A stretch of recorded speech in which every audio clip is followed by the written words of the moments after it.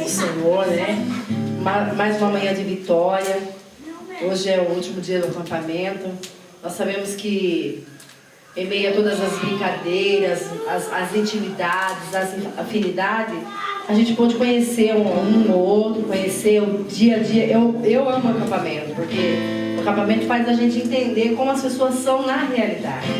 E é isso que Deus quer. Deus não quer que nós fazemos de nós pessoas falsas, pessoas de segunda intenções ou de pessoas de duas caras. Aqui não, aqui a gente conhece o dia a dia mesmo.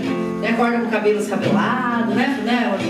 Acorda com o chinelo sobre a pé e vem louvar a Deus, porque é isso que Deus quer. Deus quer nosso coração puro. Não adianta nada nós colocarmos uma capa, dizer que somos cristãos e não vivermos a palavra cristão de verdade. Então que a gente só tem que agradecer a esse Deus maravilhoso, né? Deixar assim a brincadeira tomar conta de nós, sim, porque isso faz parte do nosso ser, do nosso dia a dia. Amém? Vamos orar agradecendo. Pai querido, Pai amados, aqui estamos novamente, Senhor Deus, com mais uma oportunidade, Senhor Deus, estar, Pai, presente na sua presença, Pai. Nós estamos aqui, Senhor Deus, nos nossos corações puros, ó Pai, abertos para te adorar. E crendo, Senhor Deus, que o Senhor é o único que vive e reina sobre cada um de nós. Por isso, Senhor Deus, nós temos somente te agradecer.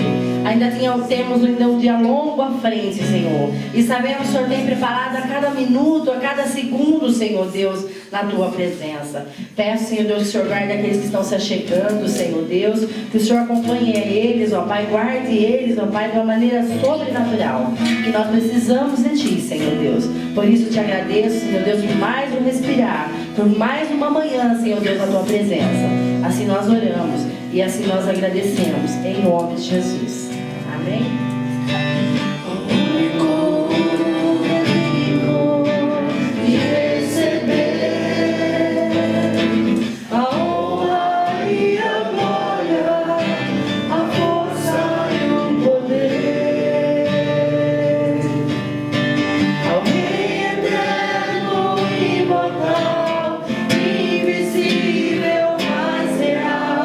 A Ele estamos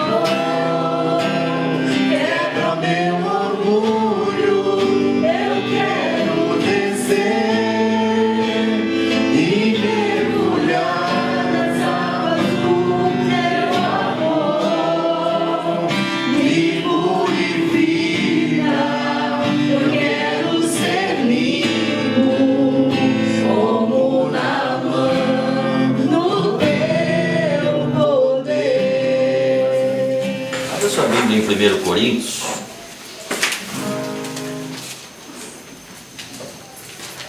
Nós vamos falar um pouquinho do Paulo hoje. Fala, Deus! Um homem de fé. Fala, Deus! 1 Coríntios, capítulo número 1.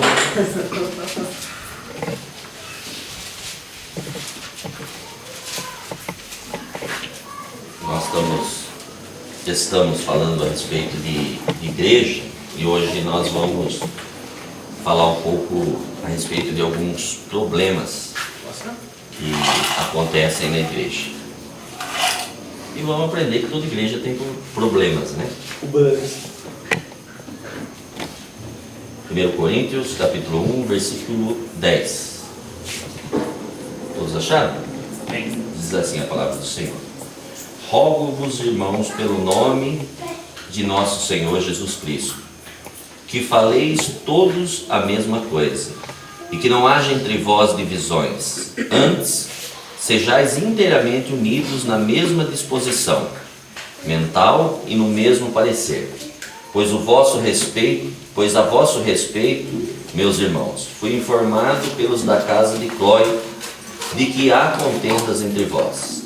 Refiro-me ao fato de que cada um de vós dizer: eu sou de Paulo, e eu de Apolo, e eu de Cefas, e eu de Cristo. Acaso Cristo está dividido?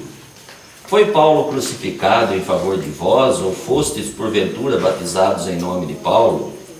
Dou graças a Deus, porque a nenhum de vós batizei, exceto a Crispo e Gaio, para que ninguém diga que fosse batizado em meu nome. Batizei também a casa de Estéfanes, além desse, não me lembro se batizei algum outro, porque não me enviou Cristo para batizar, mas para pregar o Evangelho, não com sabedoria de palavra, para que se não anule a cruz de Cristo. Vamos orar? Senhor Jesus, nós te louvamos e agradecemos pela manhã tão preciosa, Obrigada, a qual o Senhor tem nos concedido mais uma vez. Agradecemos pelo privilégio de mais um dia poder estar diante da Tua Palavra e nesta manhã podermos aprender algo, ó Deus, que com certeza irá transformar o nosso interior, mudar a nossa vida, ó Pai. Amém. Então que o Senhor continue a nos abençoar, que o Senhor possa falar ao nosso coração e nos dar entendimento, ó Deus, de coisas que vão ser importantes na nossa caminhada, coisas que vão ser relevantes, ó Pai, para este ano, por toda a nossa vida, Pai. Ajuda-nos, ó Deus, e abençoa cada um de nós nesta manhã, em nome de Jesus. Amém. Amém. E amém. Muito bem. Então, esse texto, ele fala de algumas coisas que estavam acontecendo na igreja de Corinto. Então eu faço uma pergunta para nós iniciarmos. Será que existe igreja perfeita? Não. Não, Quem é a igreja de Deus? Não existe igreja perfeita? aqui na terra não. Não existe. Não. Ok. Então, não existe igreja perfeita e nem igreja sem problemas, né? Sim. Todas as igrejas têm Tem uma problema. certa dificuldade. Bom, muito bem. Se existisse alguma igreja perfeita, será que nós seríamos admitidos nessa igreja? Não, nós somos imperfeitos ainda. Nem esperou eu perguntar a segunda pergunta, já está Já respondendo. respondi. Se nós entrássemos numa igreja perfeita, como ficaria essa igreja? Imperfeito. Por quê? Porque nós somos imperfeitos. Oh, que legal. Muito bem. Então, existe igreja, porém não existe igreja perfeita. Só que existem dois tipos de igreja. Existe a igreja invisível, correto? Existe a igreja visível. Aí, o que seria a igreja invisível? O que seria O corpo de Cristo. corpo de Cristo? O que mais? Igreja invisível? O que seria uma igreja invisível? A igreja perfeita. A igreja perfeita. A igreja que vai fazer o quê? A do Morar no Cristo. céu. Vai Morar no céu? morar no céu, ela vai fazer o quê? Aqui na terra. A igreja tem um propósito aqui na terra. Ah, a igreja invisível aqui na terra. Ela tem um propósito. Ganhar almas. Oi? Ganhar almas. Ganhar almas, triunfar. Muito bem. Então a igreja invisível é a igreja que ela tem o propósito de ganhar almas, ela tem o propósito de fazer um papel aqui na terra. Por isso que nós estamos aqui caminhando vivendo na igreja visível, mas também vivendo a igreja invisível. Agora, a igreja visível ela é importante? Sim. Por que a igreja visível é importante? Porque ela é visível. Hã? Ué. Por que ela é importante? Porque se a igreja invisível vai pregar o evangelho e ganhar almas, vai enviar para a igreja visível. Então a igreja visível, ela tem importância sim.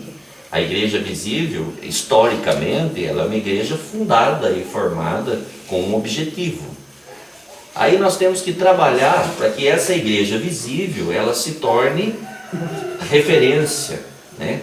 Por mais que ela tenha alguns defeitos, algumas complicações, mas o fundamento de nós buscarmos a Deus é para que essa igreja se torne relevante na vida das pessoas. Porque a igreja invisível só vai compreender aqueles que entregarem sua vida ao Senhor, aqueles que compreenderem a palavra, então vão entender o sentido da igreja invisível. Mas para que as pessoas conheçam a igreja de Cristo, a noiva de Cristo, é necessário que eles entrem pela igreja visível. Então, pensando esse pensamento, nós precisamos fazer o quê?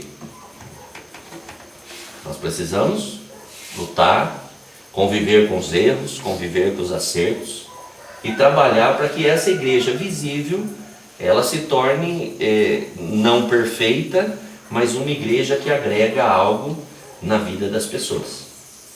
Se nós pararmos para olhar nesse texto que nós lemos, a gente vai encontrar aqui um monte de problemas, muitos problemas. Nós lemos aqui em Corinto apenas alguns versículos, mas nesses versículos tem muita dificuldade. A igreja de Corinto, ela era uma igreja extremamente problemática. A igreja de Corinto era uma igreja onde havia muitas coisas que distanciavam o povo da realidade do que seria a igreja de Cristo. E Paulo, então, ele aponta esses problemas, porém, apontar problemas é fácil. Nós conseguimos com muita facilidade encontrar erros. Mas como igreja do Senhor, nós precisamos lutar para que a gente encontre solução para os erros. Então nós vamos falar um pouco de alguns erros que nós conseguimos encontrar nessa igreja. Primeira coisa que nós conseguimos encontrar nessa igreja, que essa igreja era uma igreja dividida. Os irmãos concordam? Por que essa igreja era uma igreja dividida? Porque cada um pensava de um jeito. Porque cada um pensava de um jeito. Um era de Paulo, outro era de Cristo. Então, mas quem falou para as pessoas que um era de Paulo, um era de Cefas, um era de Eles Apolo? próprios. Eles próprios. Então era uma igreja... seguia aquele que estava mais próximo do seu pensamento. do seu pensamento.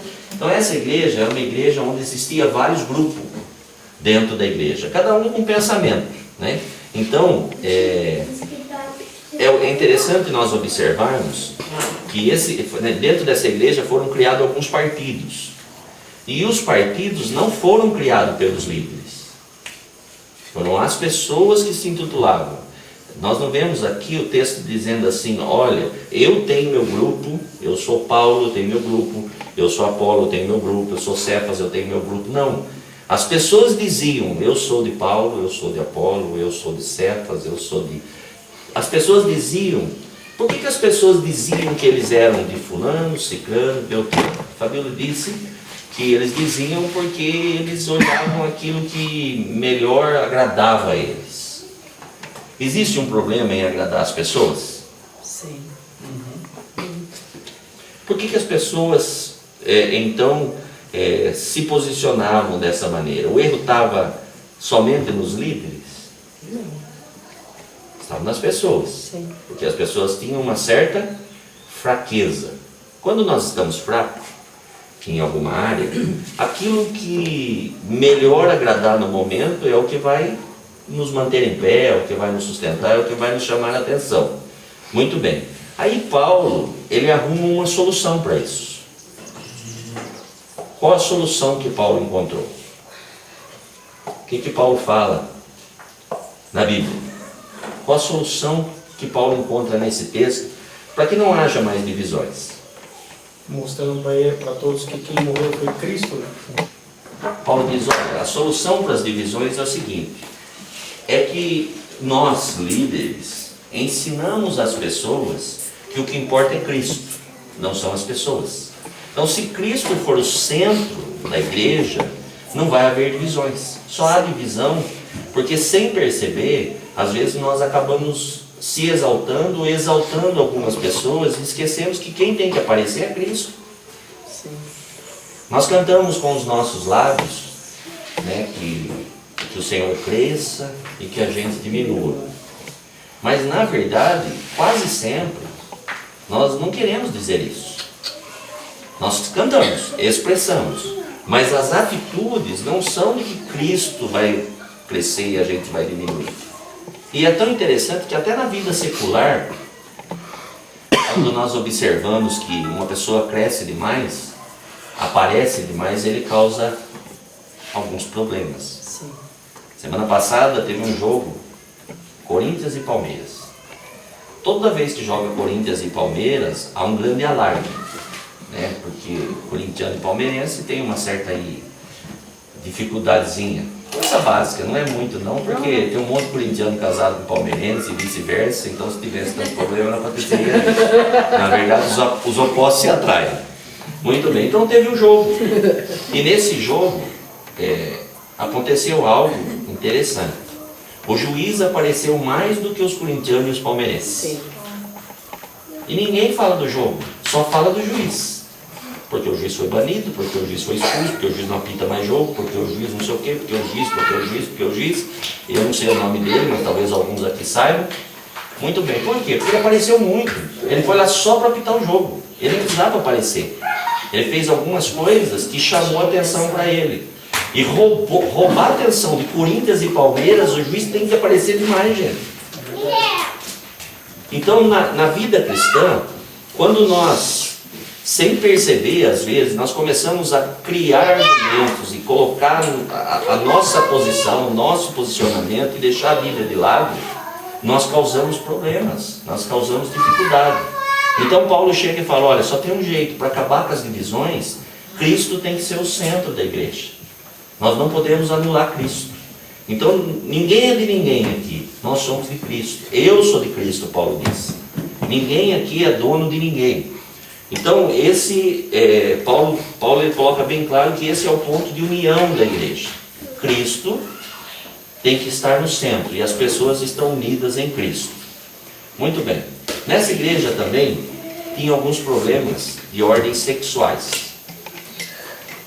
Nessa igreja tinha adultério, prostituição, não havia estabilidade na família, não havia muitas dificuldades, divórcio, segundo casamento, havia muitas situações parecidas com as de hoje. Muito bem. E aí Paulo arruma uma solução. E a solução de Paulo qual é? O cristão deve fazer uso do corpo para quê?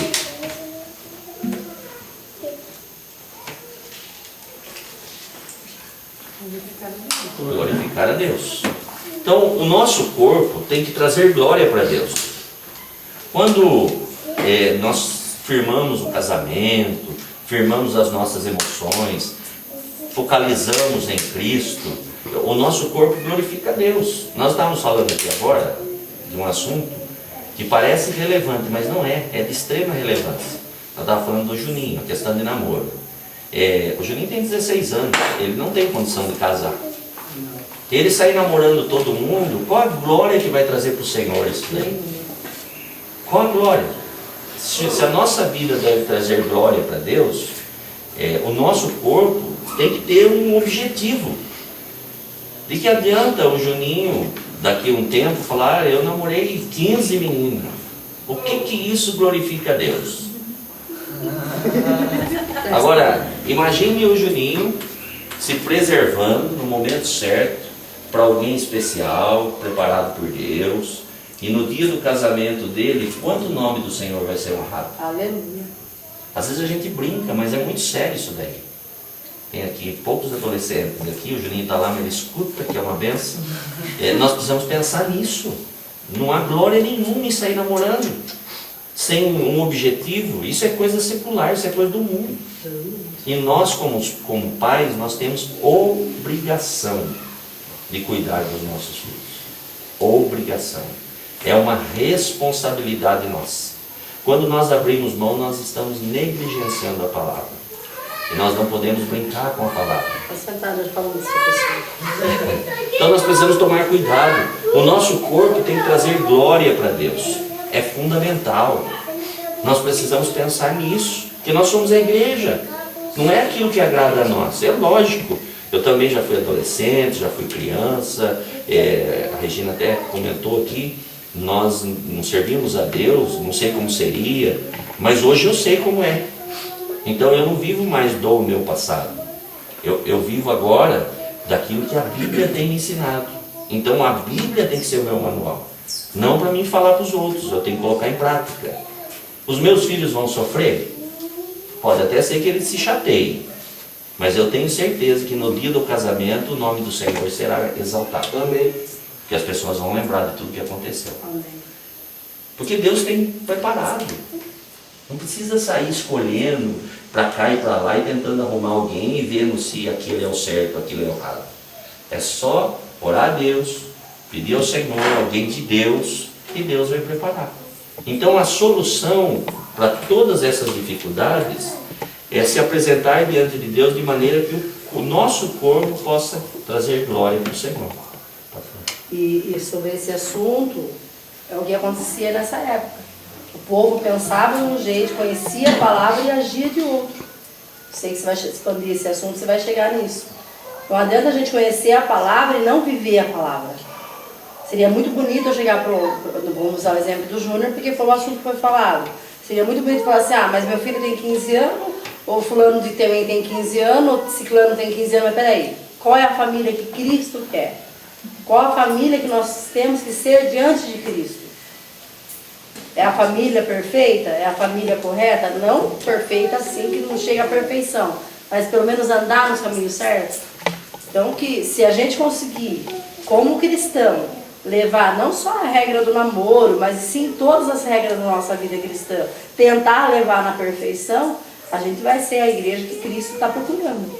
Então nós precisamos trabalhar para que realmente o nome do Senhor seja exaltado. Não é que a gente diminui e o Senhor cresça, não é esse o intuito. Então, para o Senhor crescer, a gente tem que abrir mão de algumas coisas. Eu sei que não é fácil. Talvez os adolescentes possam falar, agora que chegou a minha vez, não pode. Quando era a vez de vocês, podia. Já ouvimos isso. A gente escuta isso também, lá dentro de casa. De vez em quando, surgem alguns assuntos. Ok, mas a palavra de Deus, ela deve reger a nossa vida. Isso é importante para nós. Isso é importante para eles. Isso é importante para a igreja. E ninguém vai morrer por se abster por um tempo. Até porque tem coisa que eu sempre falo, namorar para quê? Vai beijar, vai fazer a diferença na vida? Então nós precisamos tomar muito cuidado. Muito bem. Um outro assunto que nós encontramos nessa igreja é que nessa igreja havia alguns alimentos que, segundo o que as pessoas achavam, é que havia alguns alimentos que eram sacrificados a ídolos. E aí entra a pergunta, né? O cristão deveria comer as coisas sacrificadas a ídolos? Nunca, jamais. Não? Mas e se for oferecida por alguém que não tenha tanto conhecimento? E aí, como é que fica? Não também. Como assim? O alimento ser oferecido? O alimento é sacrificado a ídolo. Mas aí o cristão pode comer ou não pode comer? Deve comer ou não deve comer? Não. Quando alguém convida para ir na casa dele... Se não souber, ele vai comer. Para saber, ele está pegando. Os irmãos responderam para mim. O que os irmãos acham? Eu acho que não. Não há problema. Não há problema. Então, nós somos convidados para ir na casa de um umbandista. De hora. Consagra a Deus. Eu fiz uma pergunta. O irmão falou que vocês estão sabendo que na casa do umbandista tudo é consagrado. É consagrado. E aí você vai almoçar lá. Você almoça ou não almoça? Almoço, porque eu consagro a Deus o alimento. Por quê? Porque tem um... Ué, mas vocês sabem que são sacrificados? Não, e daí? Não, e daí? E a oração? Então, aí ora.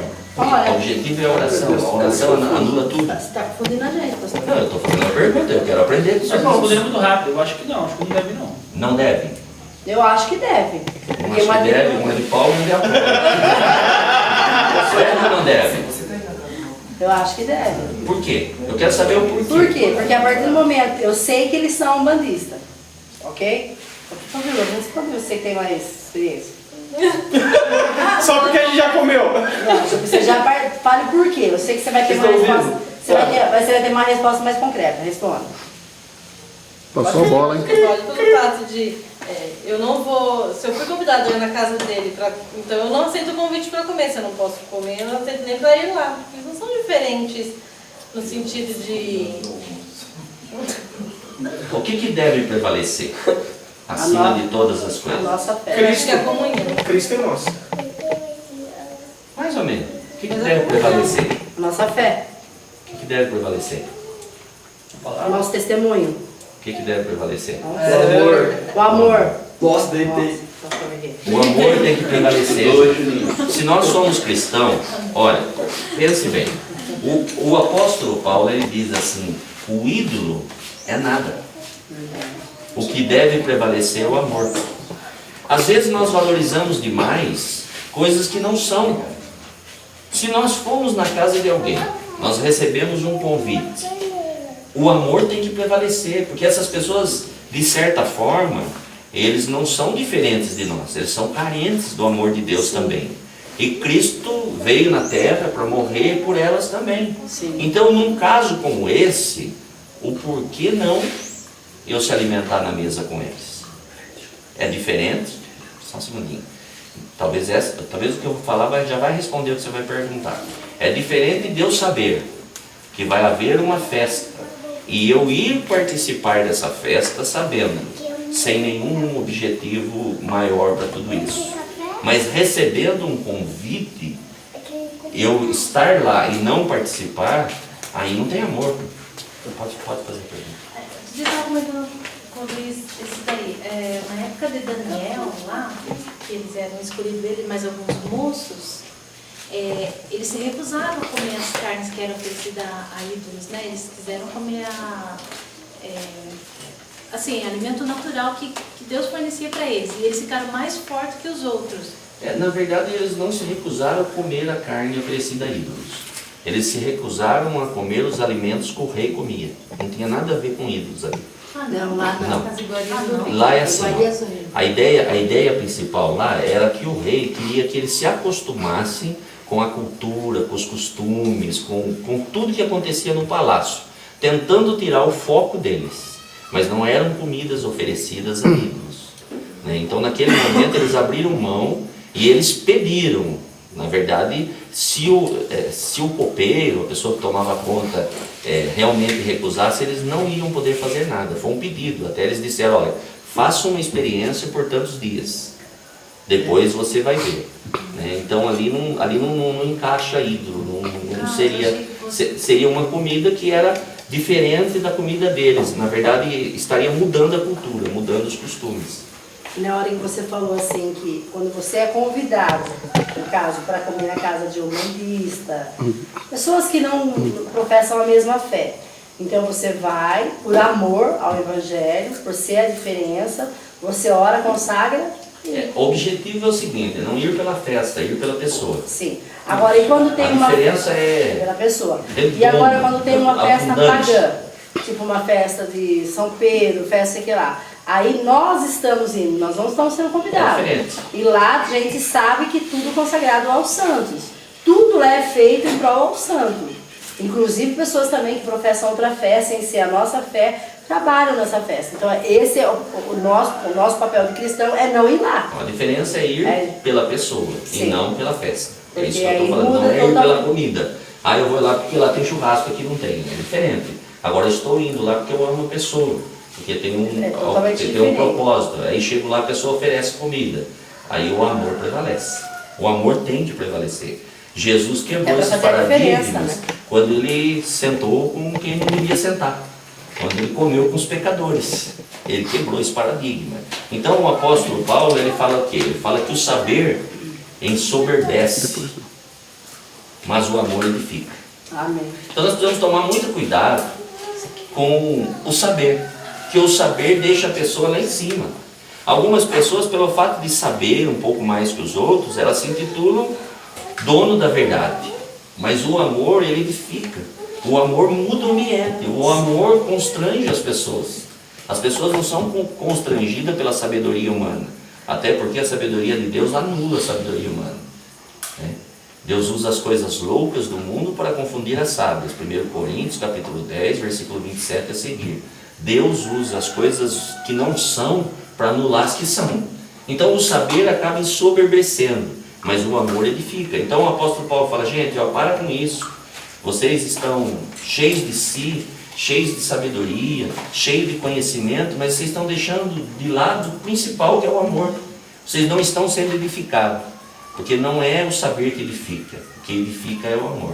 Então resolve essa situação. Mas ó, só, no meu caso, só para aproveitando o gancho aí, eu estou sempre comendo na casa de pessoas. Agora eu entendo que eu não trabalho mais assim, tanto com vídeo filmado profissional, mas sempre comendo na casa de pessoas assim, bandido, pessoas de umbanda. Mesmo depois de converter, eu comia normalmente, é lógico, eu orava. A intenção minha é outra, não é congregar com eles, e sim trabalhar. Tranquilo. Tanto é que eu me alimento normalmente, né? Sem medo nenhum. Tranquilo. Muito bem, havia um outro problema ali na hora de celebrar a Santa Ceia. Nessa igreja acontecia uma coisa terrível na hora de celebrar a Santa Ceia. A ceia, ela era diferente da nossa ceia. A ceia era um banquete, um jantar, era diferente. Não era um cálicezinho, um pedacinho de pão somente. Só que o que acontecia? Algumas pessoas chegavam e faziam o quê? Comiam coisa primeiro. Comiam tudo. E comiam sempre o melhor. Comiam de forma sem consideração nenhuma pelos outros, né? Comiam de forma errada, porque elas comiam como se fosse o quê? Uma refeição comunitária. E a ceia não. O apóstolo Paulo falou, olha, a ceia é muito importante. A ceia, ela é algo espiritual, ela é um alimento espiritual. Então ninguém pode ficar de fora. Então é necessário fazer o quê? Esperar Uns aos outros. Uns aos outros. Mas naquela época, algumas pessoas vinham de longe para participar da ceia. E eles chegavam, que jeito que eles chegavam? Fome. Com fome. Mas eles não conseguiam entender isso.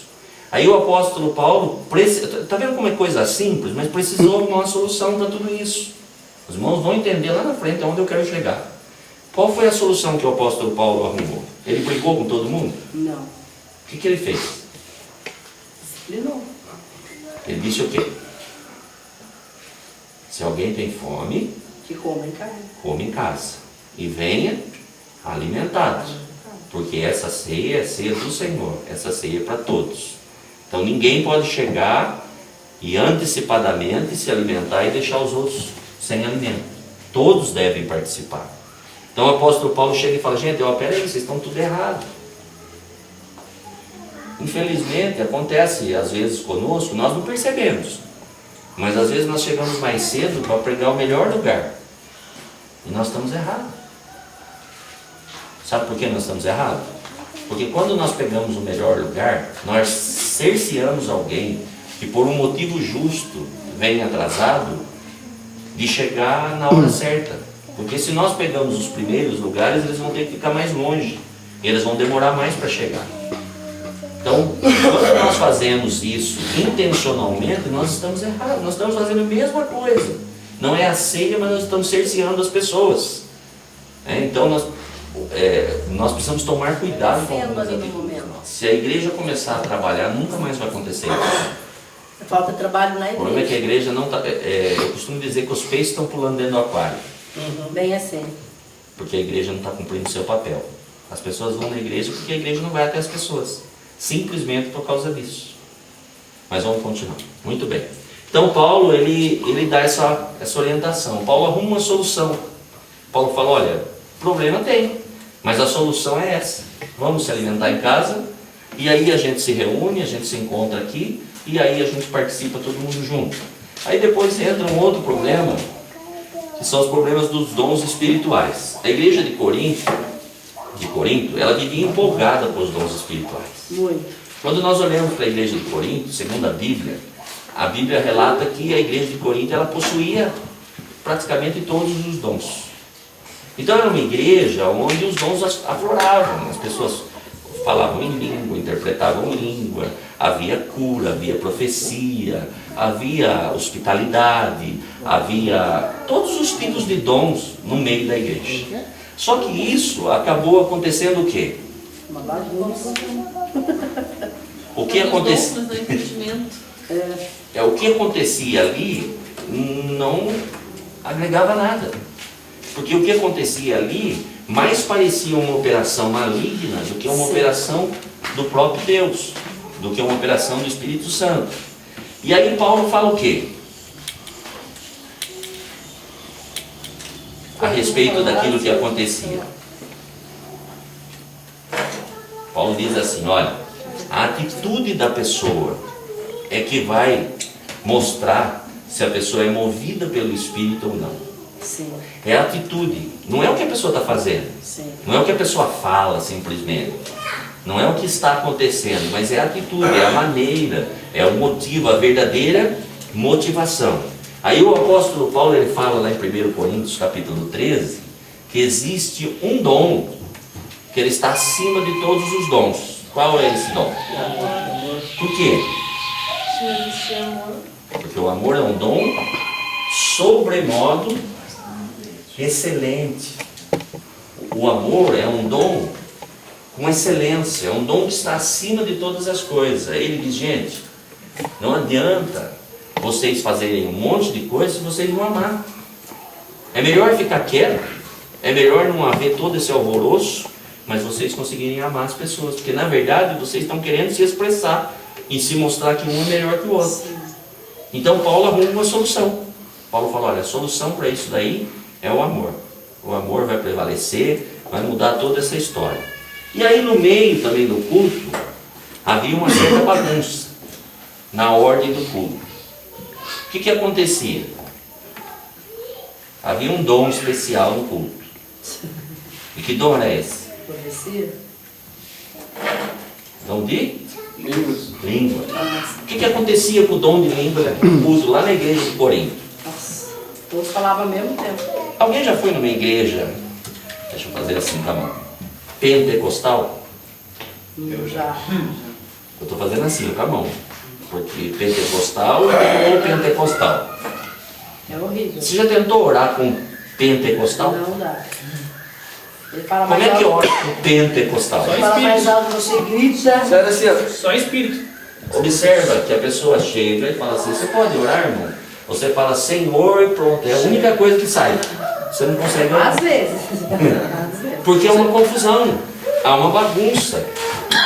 E as pessoas conseguem aprender o que num lugar desse? Nada. A pessoa não tem. Só barulho. Aí o apóstolo Paulo diz que não pode falar em língua. Não. O que ele fala? Quando não falo, Ele elimina o dom de língua? Não. Ele diz o quê? Que tudo pode ser feito, mas com uma certa decência e com ordem. E aí ele diz o quê? Ele diz que a profecia, e ele não está falando da profecia, de entregar a profecia, ele está falando da palavra de Deus, que a profecia tem mais valor que a língua. Mas não é a profecia de, eis que te digo, é a palavra de Deus. E ele diz, olha, no culto deve prevalecer a palavra. A palavra de Deus é mais importante do que falar em língua, porque senão ninguém vai entender nada. Chega alguém aqui e vê todo mundo falando em língua, né? E não vai conseguir entender nada. Mas ele não diz que não deve falar em língua. Ele diz simplesmente que o dom de língua, nesse sentido, ele é egoísta. E ele não produz fruto nenhum. E reunirmos num lugar, para que não haja nenhuma produção de nada, não tem como Cristo ser exaltado. Então ele fala assim, olha, se você quer falar em língua, fale na sua casa. Fale à vontade. E aí ele diz assim, eu falo em língua mais do que todos vocês juntos.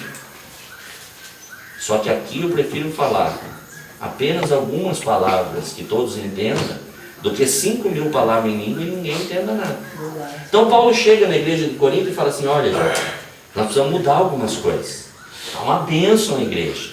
Mas está acontecendo diversas coisas aqui que precisam ser revistas, que precisam ser analisadas. Então, nós aprendemos aqui o quê? Que toda igreja, ela tem problema. Pastor, só uma pergunta, eu sei que eu estou confundido, mas as igrejas já tinham, deixa eu formular minha pergunta, dom de língua desde que Jesus nasceu, ou anteriormente, ou só depois? Só depois do Pentecostes. É. A partir dali, ele, tipo, todos já falavam? Todos? Todos já falavam? Tipo, todas as igrejas que eram igrejas já falavam, tinham dom de línguas? Não, a Bíblia diz assim, a Bíblia diz que o Espírito Santo, ele reparte os dons conforme lhe agrada. Então eu não posso afirmar que toda igreja falava. A igreja de Corinto havia o dom de língua. Muitas pessoas.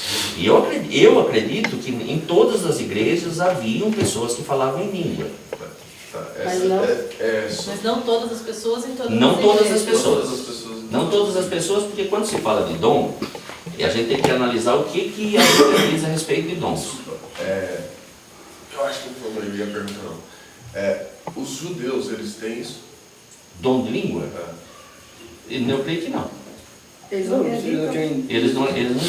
Eles não creem em Eles Jesus. não creem. Eles não creem em Jesus. E se alguém tivesse isso dentro de uma igreja judaica? Ele já não era mais judeu. Já seria escândalo e não tinha nada a ver com o judeu. Ele seria expulso. O hebreu sim, o judeu. Eles seriam expulsos. Pastor, só para... o que aconteceu lá na questão da construção da torre? Ali, porque o texto ali diz que todos eles falavam a mesma língua. Mas havia confusão. E eu já ouvi isso. Eu não fui muito a fundo nisso, mas já ouvi isso. Algumas pessoas dizem que o Pentecoste foi a confirmação de algo que Deus tinha feito lá Começou ali. na Torre de Babel. Porque lá, porque Deus desceu e ali confundiu as línguas. Não pode ser. Não é confusão. Então, eu ouvi nesse sentido. Então, mas não pode ser, porque não tem nada a ver, porque o Pentecostes é o derramamento do Espírito Santo. Então, mas E lá não foi derramado. Algumas pessoas pegam esse paralelo, por isso que eu estou perguntando. Porque às vezes a pessoa fala, aonde foi manifestado o batismo espiritual, o falar em línguas? Aí a pessoa fala, lá no Pentecostes. Não, lá não foi aí o camarada volta lá atrás e ele vai ver lá, mas aqui havia já. Não. Lá a Bíblia diz que os homens queriam ser iguais a Deus. Os homens queriam uma torre até o céu, mais do que lhes podia ser viável. Então Deus confundiu As o povo. línguas. Agora no Pentecostes, quando ele fala, vamos descer a trabalhar a língua que eles falam a fim de que não entenda o que o outro está dizendo. Só trocar o idioma. ali foi uma Só para que confusão. eles não entendessem, né? Ali foi uma confusão de línguas para que o homem fosse preservado. Porque senão eles iam acabar trazendo problema. Eu acredito que nessa época, na igreja de Corinto, que Paulo foi lá, meu ponto de vista, nem todos eram batizados com o Espírito Santo. A confusão era tão grande que eles achavam até que bonito um ficar falando, porque se há discernimento, se eu tenho discernimento, não é porque você está falando em línguas durante o culto, eu preciso falar. Eu tenho que sentir a presença do Espírito Santo, porque você pode estar sentindo a presença do Espírito Santo. Eu posso crer que Deus está movendo o momento, mas eu não preciso na hora, no momento, falar em línguas. Então lá houve essa confusão, por isso que Paulo estava querendo ensinar que não precisava, não tinha um porquê daquilo. Não é porque, vamos supor, aqui a gente tem um avivamento aqui, a gente está tendo um culto, como aconteceu antes de ontem. Ontem não aconteceu, porque não era propício para acontecer. O mover do Espírito Santo, ele age no Juninho, mas ele não pode agir no mesmo momento em mim, só se ele quiser. Okay?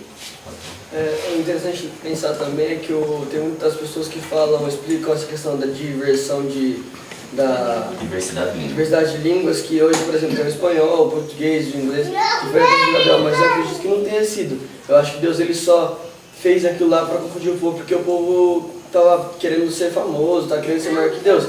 Mas não pode ser, porque a língua ela é criada de acordo com o seu ambiente. Porque um africano não tinha, tem 5.000 línguas lá.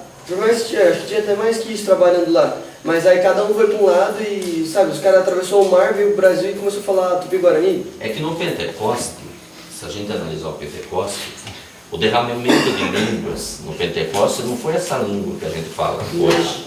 Lá, todo mundo entendia na sua própria língua. Todo mundo entendia. Foi um derramamento de algo tão especial, tão importante, que... É isso, na hora de tocar. Tão importante que, na verdade, ninguém ficou sem entender o que estava acontecendo. Haviam pessoas reunidas lá de várias localidades e ninguém ficou sem entender. Houve um derramamento, houve algo sobrenatural a ponto de todas as pessoas poderem compreender o que estava acontecendo naquele momento. Então, daí eu ia finalizar, porque nessa questão realmente, porque a pessoa que comentou isso foi um cara estudioso aí, famoso, ele disse assim, ó, vamos dizer assim, que lá na torre, ali quando Deus desceu e confundiu a língua deles, quando houve o derramamento do Espírito Santo lá no Pentecoste, aí ele fechou, ele falou, lá eles não entendiam, lá na Babilônia, eles não, na construção da torre, eles não entendiam a língua um dos outros. E lá no Pentecoste eles começaram a entender. Eles começaram a ouvir coisas que eles não compreendiam lá atrás. Então, eu acho que é um paralelo assim, muito, muito distante do derramado do Pentecoste com a construção lá. Tem nada a ver. Não tem, então, era só para mim finalizar aí. Eu falei, eu preciso de uma segunda opinião, porque eu também acho que não tem nada a ver. É um paralelo muito distante. Não tem como ser alcançado aí, né? Sim. E essa parada deles entenderem as línguas, já entrava o dom de interpretação ou não? Não. Tem nada a ver. Nada a ver. Gente, olha, vai ser com outro tema, senão não vou concluir. Interpretação de língua não é para a língua, também vai atender. Interpretação de língua não é para que a gente possa saber o que o outro está falando em língua estranha, gente. Está errado. É porque isso é uma nossa edificação pessoal. A interpretação de língua ela tem um objetivo somente. Edificar a igreja. Ela só serve quando existe uma língua profética para a igreja. A língua que nós falamos só traz edificação para nós e ninguém vai conseguir entender. Algumas pessoas acham que o fato de Deus dar para ela o dom de interpretação, quando alguém orar em língua, ela vai saber o que a pessoa está falando. Ela não vai saber o que a pessoa está falando. Se alguém aqui já buscou com essa intenção, esquece.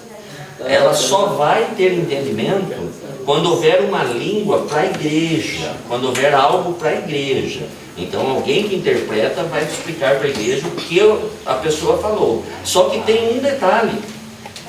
Tem que existir mais uma pessoa no mínimo ali para confirmar se é ou não é.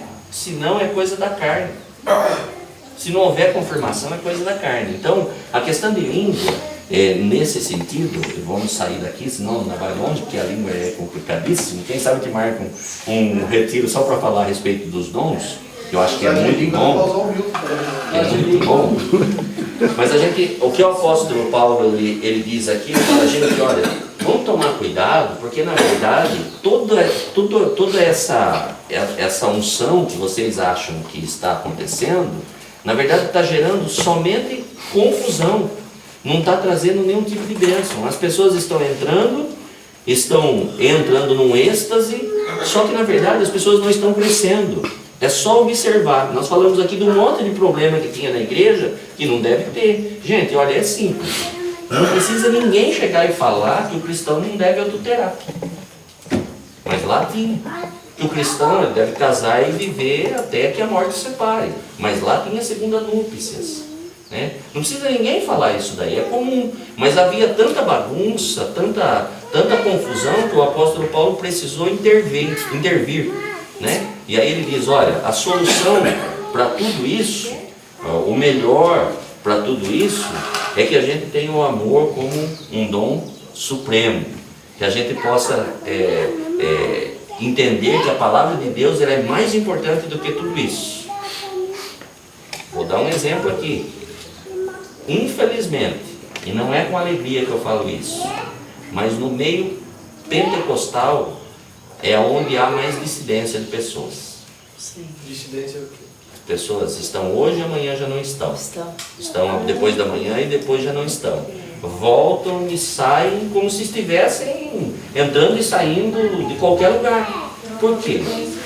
Falta de Conhecimento. palavra, falta de Bíblia.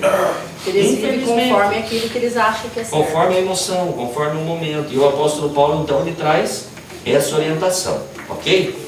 Mas agora nós vamos falar dos problemas da igreja de hoje, né?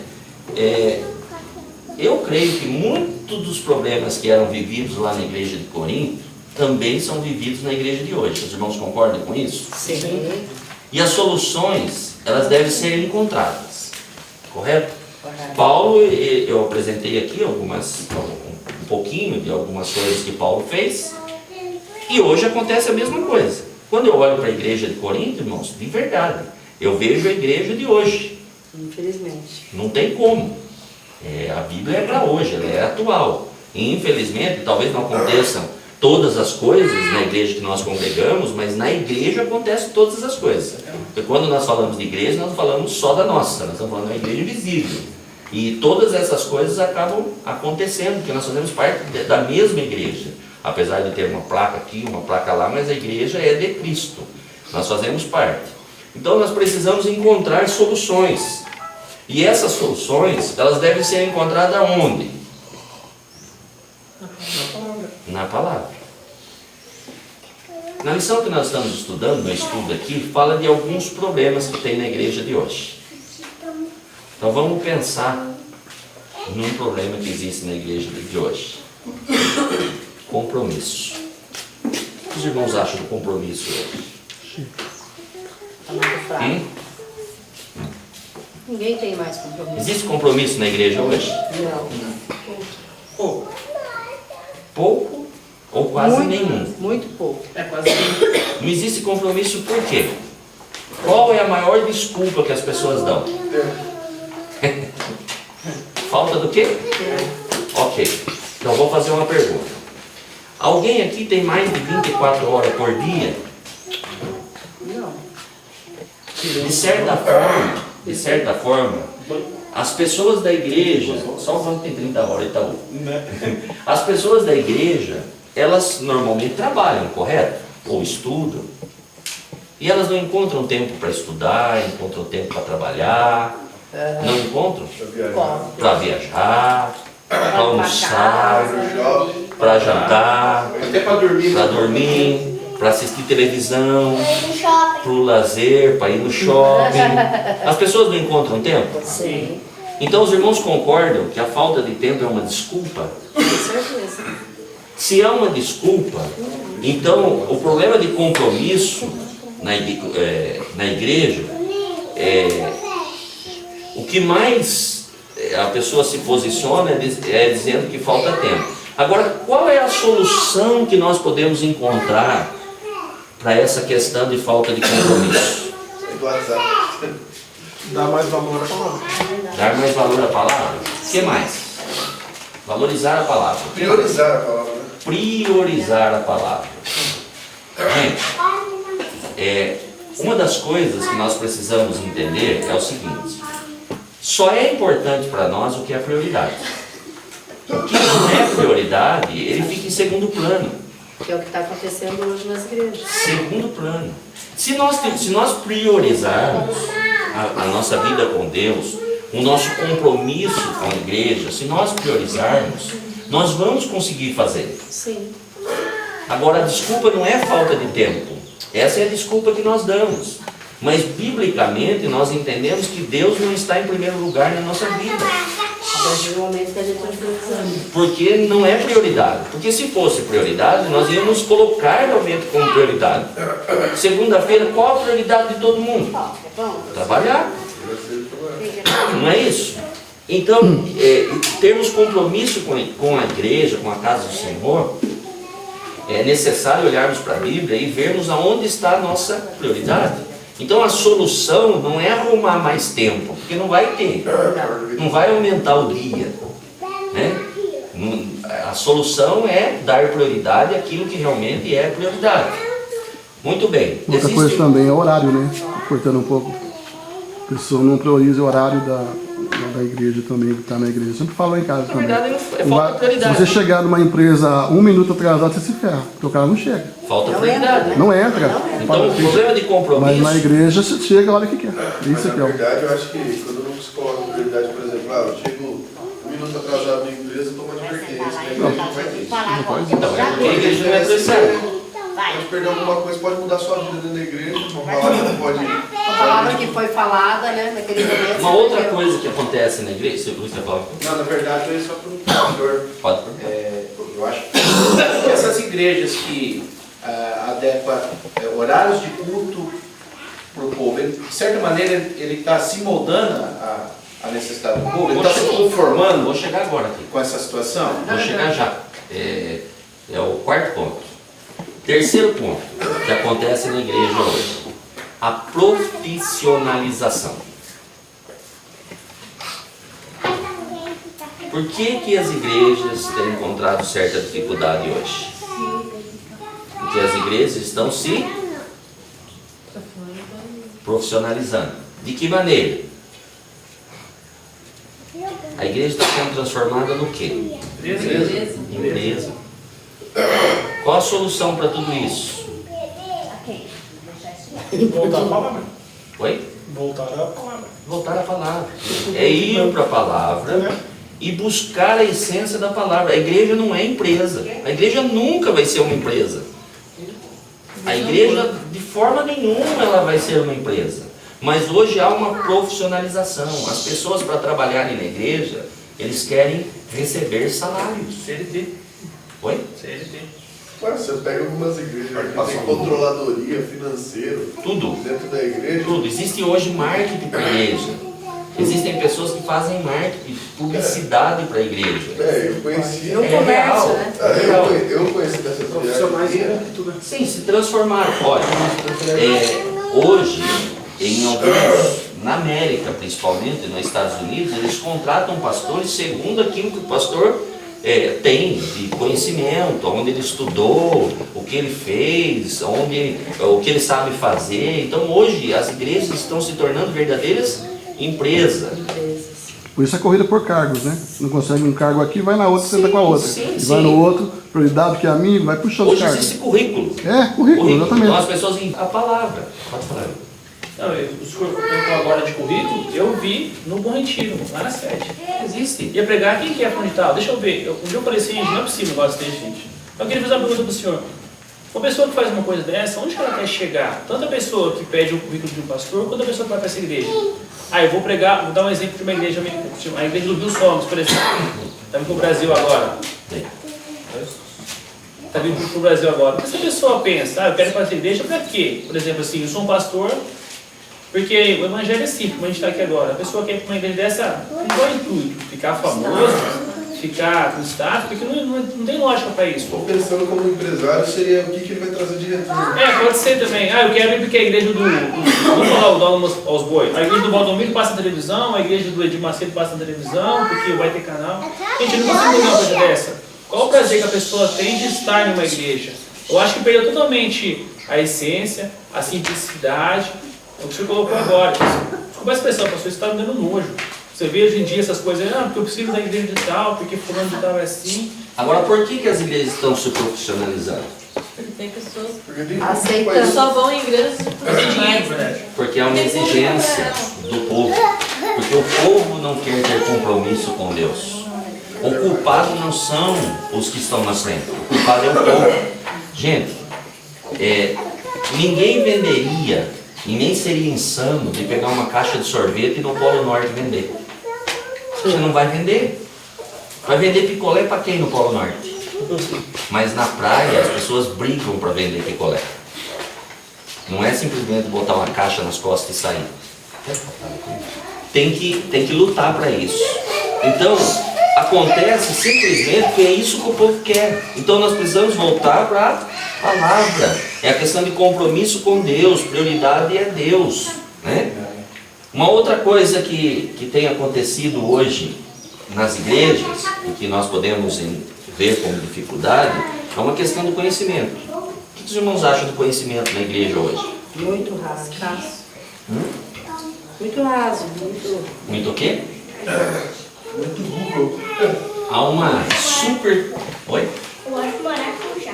Maracujá. Há uma superficialidade.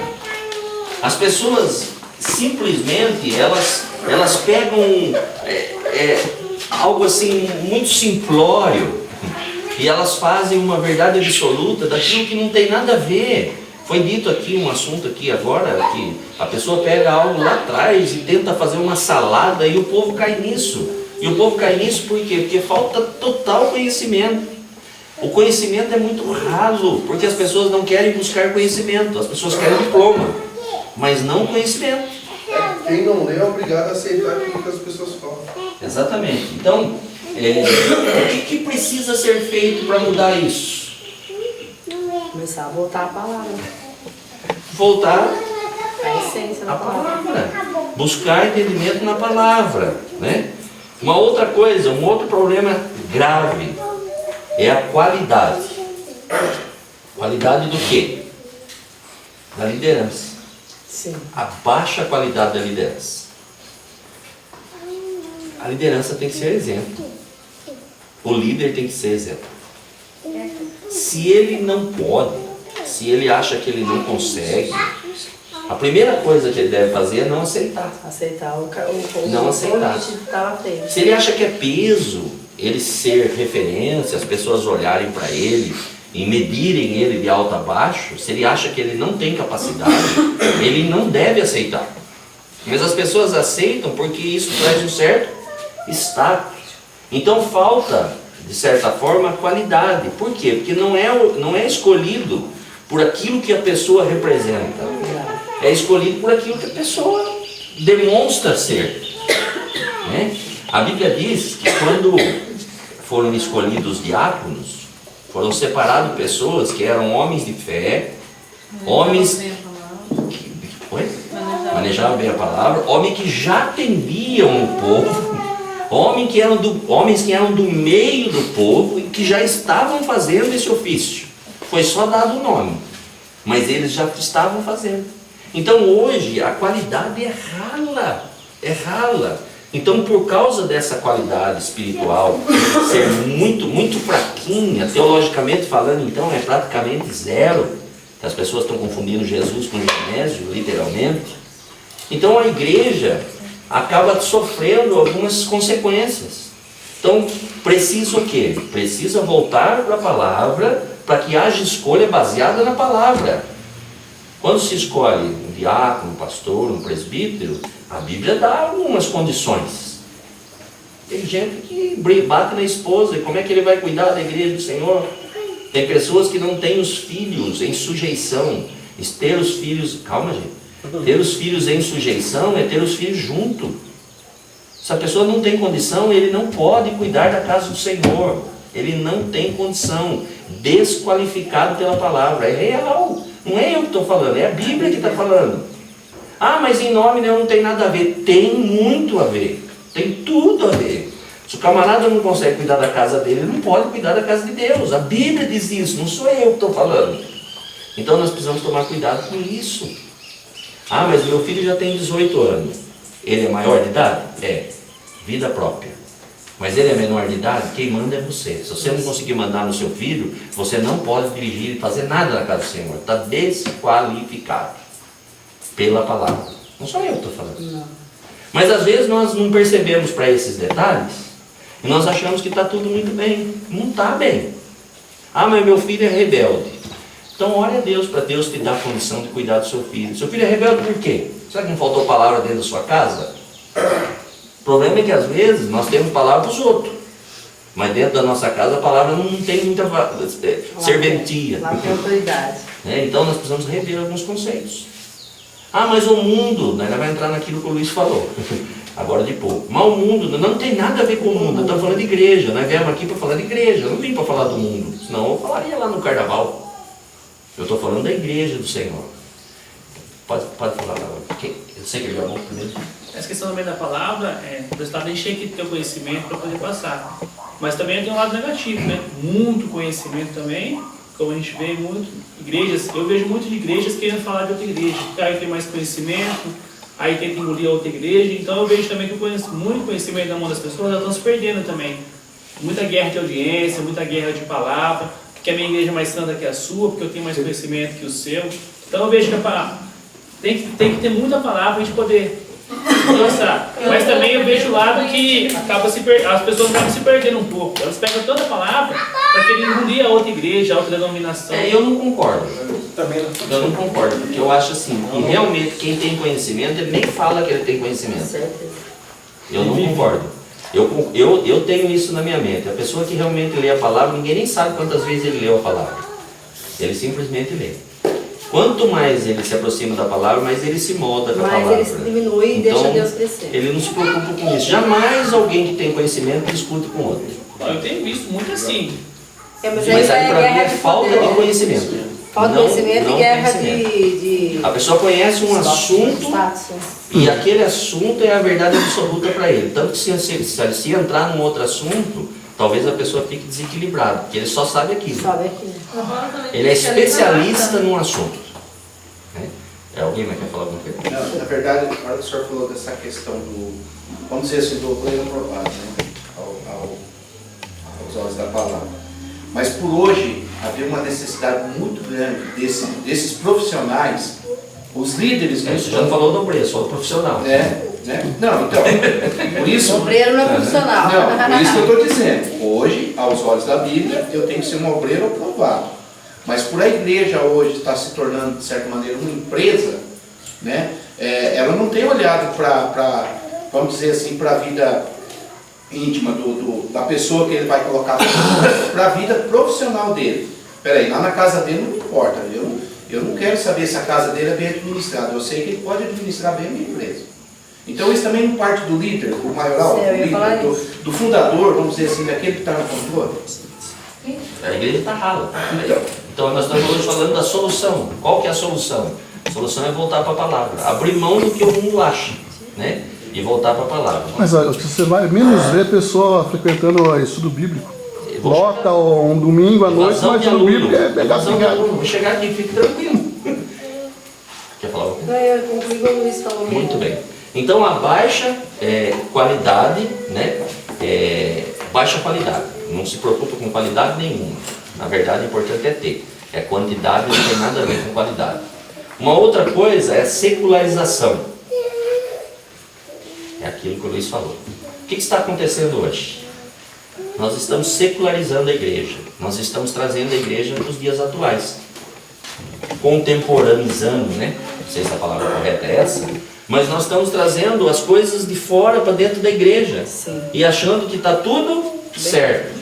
Ou seja, a sociedade tem invadido a igreja. Inverteu-se os papéis. Então hoje é o que a sociedade pede, é o que a sociedade quer, é o que a sociedade acha. Eles querem para agradar, né? Sim, não é o que a Bíblia diz. Então nós temos que fazer o que como igreja? Nós temos que voltar para a palavra. Observe, gente, que não tem jeito. Se nós tirarmos a palavra, não existe igreja. A igreja tem que estar fundamentada na palavra. Existe uma secularização muito grande. Muito grande. Nós precisamos tomar cuidado com algumas coisas que nós fazemos, achando às vezes que nós estamos fazendo um bem tremendo, e muitas das vezes nós estamos distorcendo. Nós precisamos tomar muito cuidado, nós precisamos olhar para a palavra e ver o que a palavra fala a respeito de tudo isso. Porque às vezes nós estamos afastando as pessoas da essência da palavra sem perceber. Em nome do todo mundo está fazendo, é normal, está acontecendo. Pode falar. Vendo esse ponto de vista, eu vejo hoje, como eu faço 16 anos que eu sirvo a Deus, hoje eu vejo assim, para agradar vou falar cristão, o crente, né? Porque o cristão é diferente. O crente na igreja, aquele que gosta do oba-oba, eles querem trazer o mundo dentro da igreja, tá bom. Então faz um evento, tem que fazer isso. faz campanha para aquilo, faz vamos sei lá para aquilo. Aí acaba trazendo o mundo dentro da igreja. E outra coisa que eu tenho visto muito isso, eu acho que a maioria que estão aqui está vendo. Quando eu era católica, a gente fazia promessa para os santos, levava as coisas lá para o santo, fazia a consagração lá para o santo, e hoje só mudou o nome do santo. Hoje igrejas estão pegando, olha aqui fulano, se você passar por sal assim, se você pegar uma toalha assim, mudou-se só a palavra, mas a versão é a mesma. Porque hoje Jesus não está fazendo mais nada na igreja. Deus não está fazendo mais nada na igreja. A pessoa só crê que se ela tocar naquele microfone ela vai ser curada. Ela não consegue mais entender que se ela ler a palavra, ela ter o discernimento da palavra, ela vai ser curada, ela vai ser libertada, ou ela até vai entender que aquele é o momento que ela está passando. Na verdade, o ser humano ele quer um ponto de contato. Isso. Sem um ponto de contato, ele se perde. Você tem que ver alguma coisa. O Deus... Vai contra a palavra. A Bíblia diz que nós não andamos por vista, mas andamos por fé.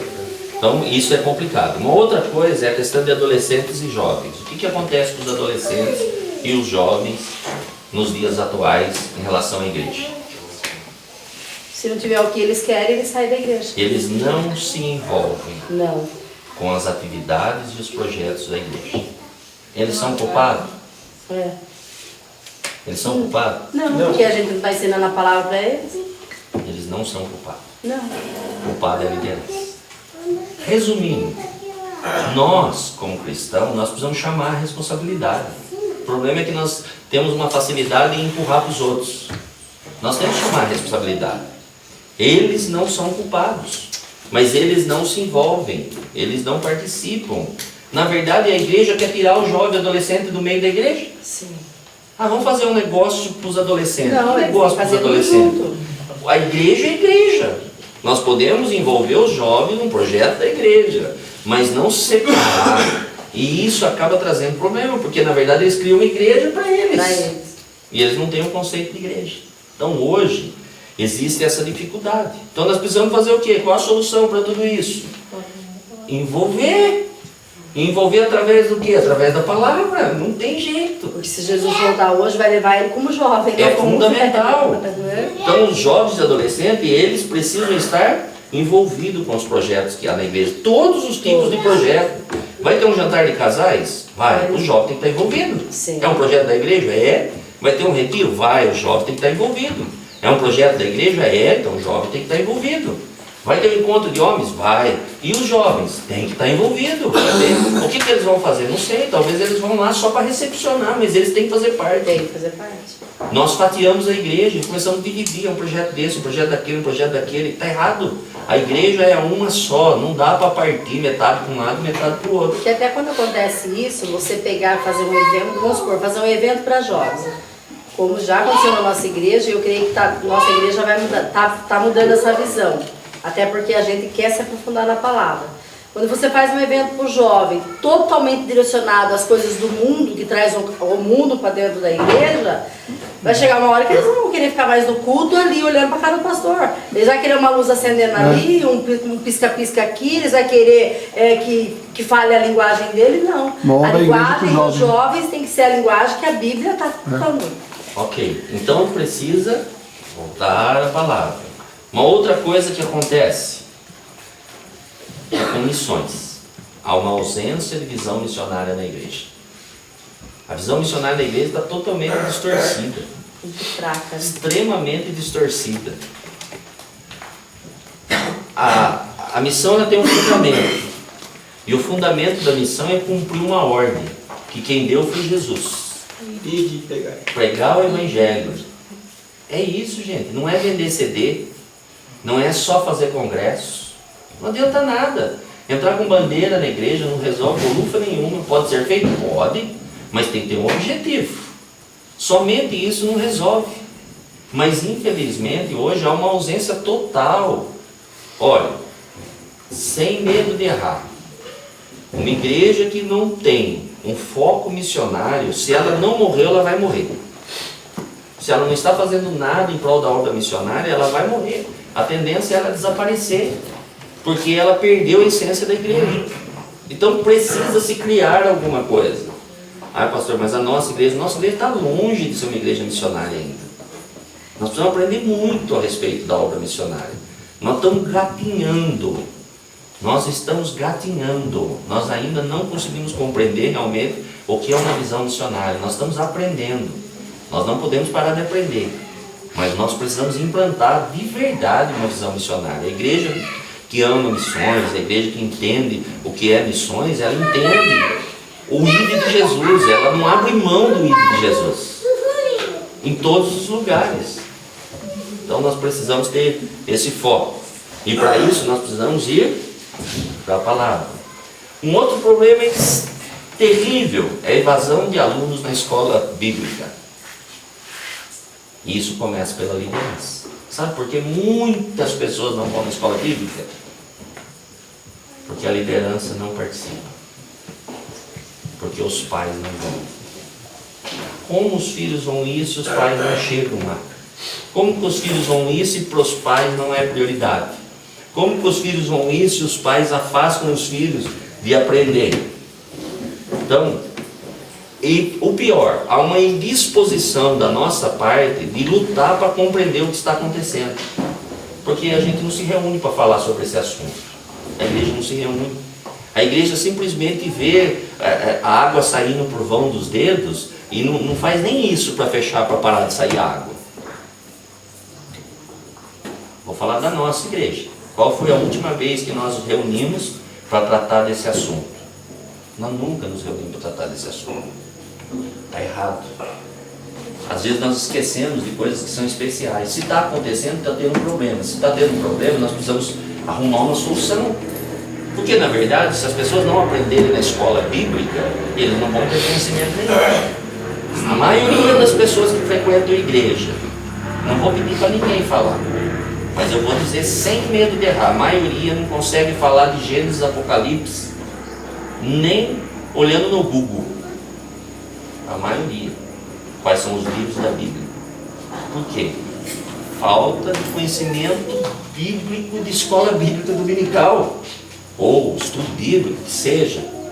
Porque nós não nos interessamos e nós não lutamos para tudo isso. Mas muito bem, para concluir, não sei que hora que é agora. 11h05. Para concluir, uma das coisas mais fáceis que existe é apontar os defeitos, concorda? O que os irmãos acham? Apontar defeito é fácil, né? A gente enumera quanto a gente quiser. Rapidinho aqui a gente achou um monte de defeito, né?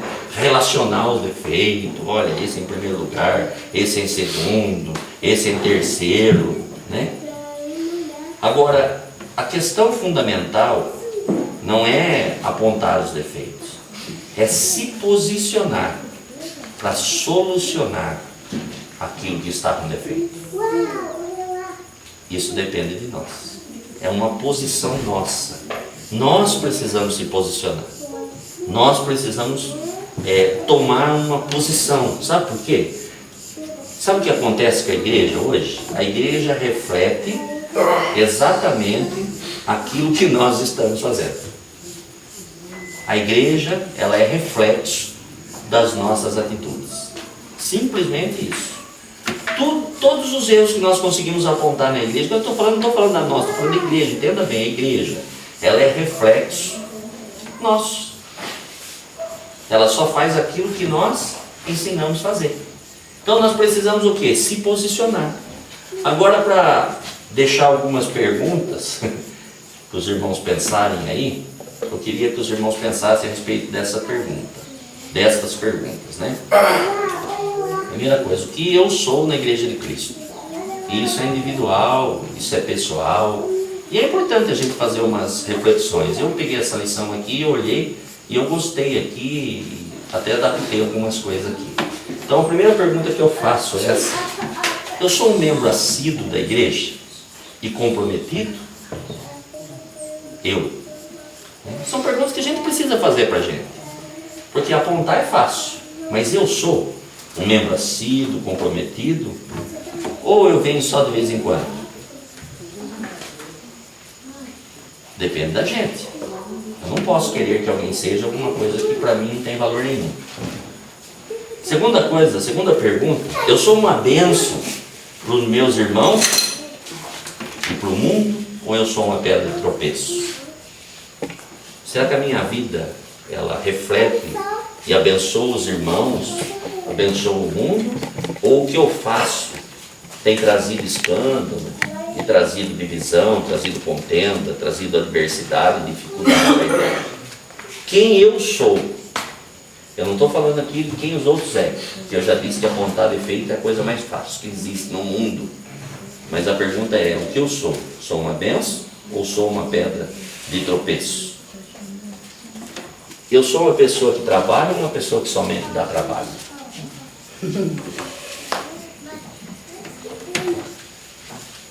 A minha vida reflete em bênção, aquilo que eu faço realmente é digno, ou eu sou uma pessoa que só trago dificuldade, só dou trabalho? Toda hora estou envolvido aqui, envolvido ali, problema aqui, problema ali e tal. O que eu tenho feito para que a igreja possa crescer? Eu sou um cristão, um crente envolvido, ou sou um crítico? Porque às vezes a pessoa é envolvida. Quem é envolvido pouco critica. Quem é envolvido, ele participa, ele chama a responsabilidade. Ele diz, olha, realmente tem dificuldade, mas eu quero fazer alguma coisa. O que eu posso fazer? Como que eu vou fazer? Ou eu fico só criticando? Porque fulano fez isso, porque fulano devia ter feito isso, porque a cadeira não sei o quê, porque a mesa não sei o quê, porque no acampamento não sei o quê, porque não sei o quê, porque isso, porque aquilo, né? Eu sou esse crítico? Ou eu sou uma pessoa envolvida? Agora a última pergunta para encerrar. Por que eu estou na igreja? Para servir ou para ser servido? O resto seria para servir. O que nós estamos fazendo na igreja? Existe problema na igreja? Existe problema. Em qual igreja existe problema? Todas. Inclusive na nossa. Somente na igreja visível. Sim. Na igreja invisível não tem problema, porque ela é de Cristo. Agora, eu faço parte de qual igreja? Que minha vida tem representado em relação à obra de Deus. Quem eu sou na casa de Deus? Eu tenho me esforçado?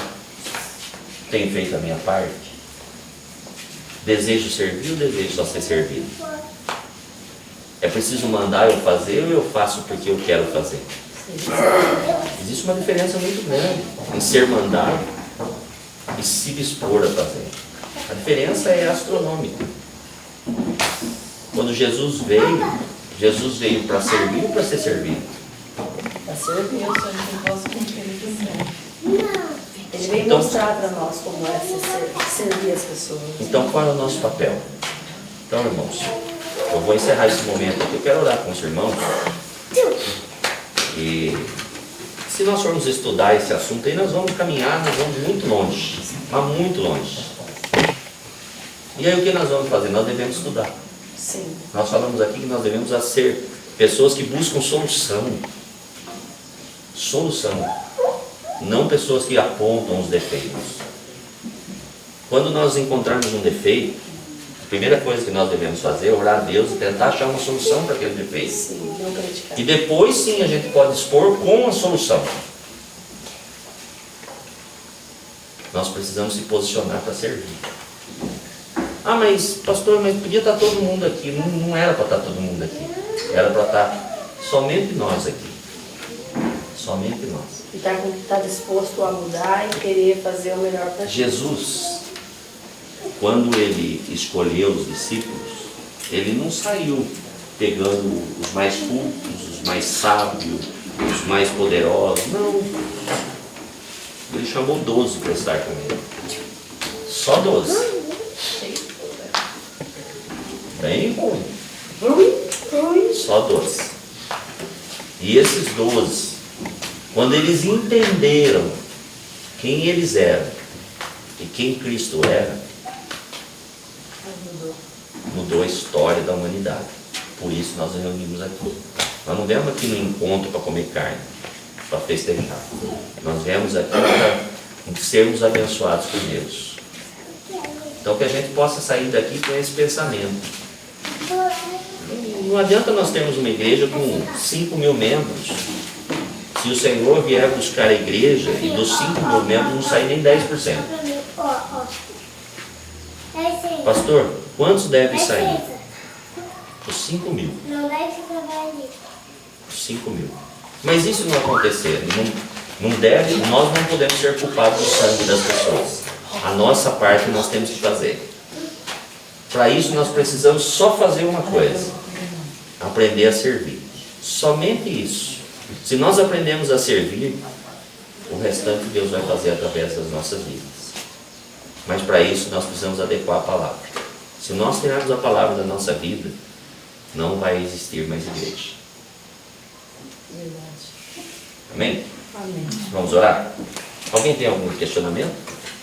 Professor, só no terceiro ponto que o senhor falou, a questão da evasão da escola bíblica, essas coisas. Esse é o sexto ponto. Sexto ponto. Mas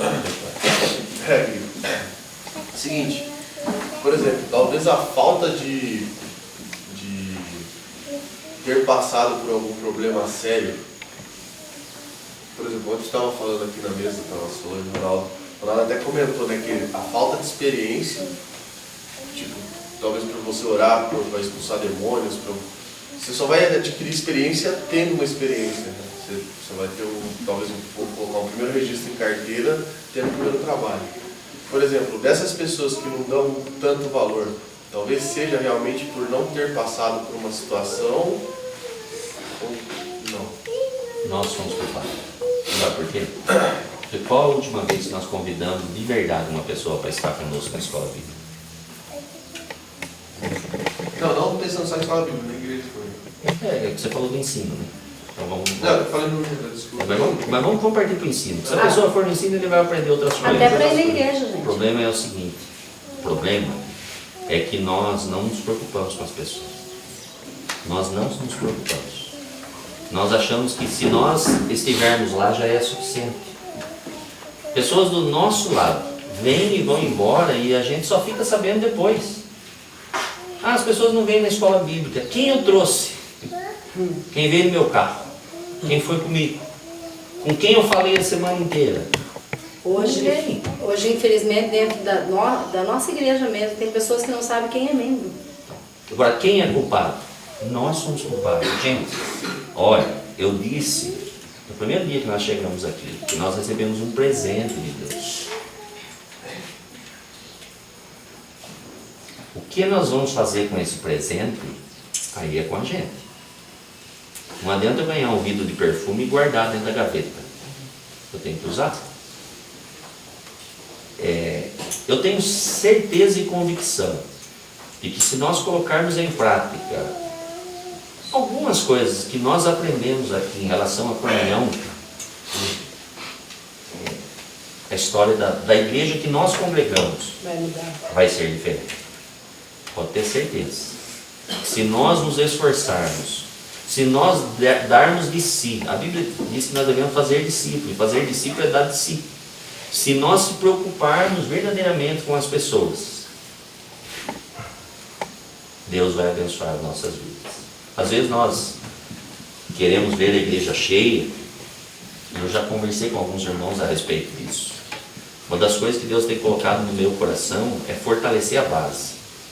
Porque se na nossa igreja chegar hoje 50 pessoas que não conhecem Jesus, nós corremos o risco de sair 70 da igreja. Porque esses 50 sem ser discipulados. Esses 50 é capaz de corromper mais 20. Então nós precisamos nos preparar. Nós precisamos amar. Não adianta simplesmente nós recebermos bem as pessoas e depois não darmos continuidade a esse receber bem. Nós precisamos se preocupar com as pessoas. A pessoa sentou do nosso lado, nós precisamos saber quem que é, nós precisamos saber onde mora, nós precisamos saber o porquê ele está ali na igreja. Não é pegar uma ficha e preencher, é nós nos posicionarmos, porque nós somos a igreja. Cada um de nós aqui faz parte da igreja, somos uma célula da igreja, nós fazemos parte do mesmo corpo. Então, tudo depende de nós. Então, a conclusão é bem essa: eu vou servir ou vou ser servido? O que eu vou fazer na igreja? O ano passado, Eu disse que nós tínhamos uma possibilidade de iniciar a igreja e terminar a igreja, terminar o ano se alegrando, iniciar o ano e terminar o ano se alegrando com as almas que se entregaram aos pés do Senhor através da nossa vida. E eu tenho convicção do que eu vou falar. A nossa igreja não fez nada. Talvez alguns possam dizer, mas eu fiz. Você faz parte da igreja. Quando um time perde, o Palmeiras perdeu agora para o Corinthians. Perdeu até o técnico. Até o presidente perdeu. Nós, como igreja, não fizemos nada. Nós temos prova visível. A igreja está exatamente do mesmo ou até menor do que estava no outro ano. O que nós estamos fazendo na igreja? O que nós vamos fazer esse ano? O mundo não diz que tudo começa depois do carnaval? Vamos começar então depois do carnaval? Hoje à noite a gente vai embora para casa.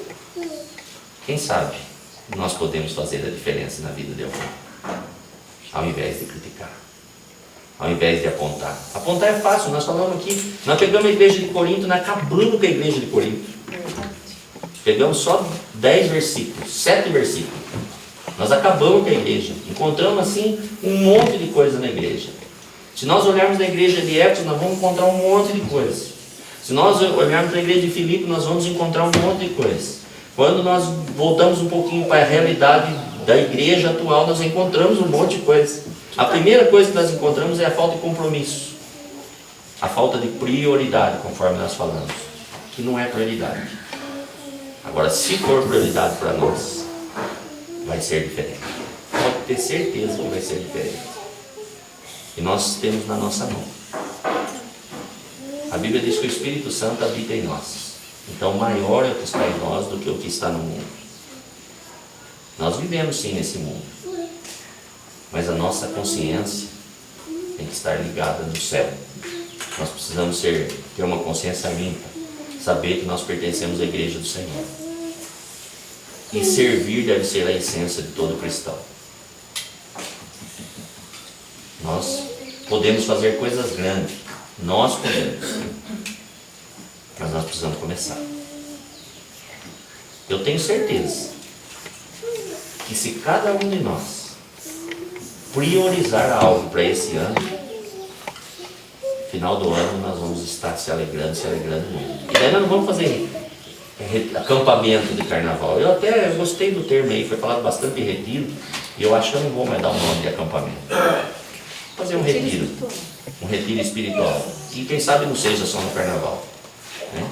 Eu gostei de um tema que nós trabalhamos aqui nessa manhã. Nós podemos, quem sabe, passar um sábado e domingo trabalhando isso daí. Fazer um retiro para tratar de dons espirituais. Na igreja às vezes não dá. Pegar aí umas 2 manhãs, umas 2 noites para trabalhar isso daí. É importante. Então o que é importante para nós? Vamos orar? Servir ou ser servido? Aleluia. Jesus, queremos te agradecer. Sim, Pai. Pai Santo, nesta manhã nós tratamos de alguns assuntos que são relevantes e importantes para a nossa vida. Sim, Deus. Para a igreja do Senhor, a qual nós estamos incumbidos, ó Deus, em fazer algo aqui na terra, para que as pessoas possam enxergar em nós Sim, Jesus. uma porta, uma oportunidade de conhecer quem Tu és. Aleluia. Senhor, nós apontamos erros na Bíblia Sagrada em relação à igreja de Corinto. Também nós encontramos muitas coisas erradas em relação à nossa vida como cristão, em relação à igreja que pertencemos, à igreja aqui na terra, coisas que podemos mudar se nós priorizarmos. E então, meu Pai, eu quero pedir ao Senhor que o Senhor nos dê graça, sabedoria, que o Senhor possa conceder a cada um de nós, meu Pai, a alegria de servir, o desejo de fazer a Tua vontade, Pai. Que a nossa prioridade, ó Deus, seja não ser servido, mas seja servir com excelência. Ajuda-nos, ó Deus, nas nossas limitações, nas nossas indagações, nas nossas dificuldades, Senhor. Pai, que nós possamos, ao voltar para casa deste retiro, voltar com a consciência, ó Deus, de que nós podemos sim fazer a diferença. Aleluia. Basta priorizarmos. Que a palavra do Senhor se torne prioridade para cada um de nós. Em nome de Jesus. Que o servir seja prioridade da nossa vida, Pai. Sim, Pai. Senhor, que nós não sejamos simplesmente críticos, mas que nós possamos ser pessoas, ó Deus, que se dispõem a solucionar, ó Deus, aquilo que nós encontramos de adversidade ou encontramos de errado no nosso meio. Nos ajuda, ó Deus. Abençoa cada um que aqui veio. Abençoa cada família representada. Sim, abençoa cada um que participou desta manhã. Os irmãos que participaram dos estudos que tivemos aqui nesses dias, dos cultos. Os irmãos que passaram por aqui, Senhor. Sim, Pai. Que eles sejam tocados pelo Teu Em Espírito. nome de Jesus. Ó Deus, nós sabemos que não é pelo muito falar, mas é pela ação sobrenatural que a nossa vida é transformada. Aleluia. Então, meu Deus, em nome de Jesus, que o Senhor nos abençoe. O Senhor abençoe a cada um que aqui se encontra agora. Sim, Pai. E que a partir de hoje, ó Deus, muitas coisas sejam mudadas na nossa vida, Pai. E que com alegria nós possamos fazer a Tua vontade. Em nome de Jesus. Pai querido, não é quantidade que nós esperamos somente, mas nós queremos sim ver um crescimento. Sim. Pois sabemos, ó Deus, que quando algo não cresce, alguma coisa está errada. É verdade, sim. E então, meu Deus, que o Senhor possa nos dar essa disposição de buscarmos entendimento, Senhor, e com alegria fazer a Tua vontade. Conforme aprendemos aqui, o que prevalece é o amor. Então que o amor possa estar enraizado no nosso coração e possamos, ó Deus, servir aos nossos irmãos, conforme a Tua palavra tem nos ensinado. Que o Senhor, como o salmista diz, possa colocar e preparar uma mesa diante de nós e colocar diante de nós os nossos inimigos, ó Deus, para que nós possamos não criticá-los, mas possamos servi-los e amá-los, ó Pai. E assim estes possam ter um encontro real e genuíno com o Senhor. Aleluia. Abençoa, Senhor Deus, a todos. Guarda o nosso coração, guarda a nossa mente. E que a Tua palavra fique enraizada na nossa vida, Pai. E que este ano, Senhor, e ainda este ano, nós possamos ter as experiências que foram citadas aqui. Experiências genuínas e reais com o Senhor. E que isso, ó Deus, não seja simplesmente, ó Pai, testemunho dos outros, mas que seja um testemunho vivo na vida de cada um aqui. Que todos, sem exceção, possam testemunhar e engrandecer o Teu nome, através das experiências encontradas no Senhor, Pai. Guarda, Senhor Deus, a cada um de nós e abençoa a nossa vida, Pai. Agradecemos por esse retiro. Obrigado, Jesus. Agradecemos, ó Deus, pela Tua presença. Agradecemos, ó Deus, por esse lugar. Agradecemos por tudo que o Senhor fez, Pai. Agradecemos pela Tua fidelidade, pelo Teu amor. Agradecemos, ó Deus, porque o Senhor nos trouxe aqui. Obrigado. O Senhor continue a nos abençoar. Que a graça do Senhor seja derramada de forma abundante, ó Deus. Em nome de Jesus. Que o amor nunca falte nos nossos corações. E que haja consolação quando necessário. Eu peço a Deus em nome de Jesus. Que haja bênção em cada família aqui. Sim, Pai. Amém. Amém. Amém. Deus abençoe os irmãos. E que Deus possa recompensar cada um pelo tempo que os irmãos estiveram aqui, prestando atenção e buscando conhecimento da palavra de Deus. Amém. Amém? Amém. Glória a Deus.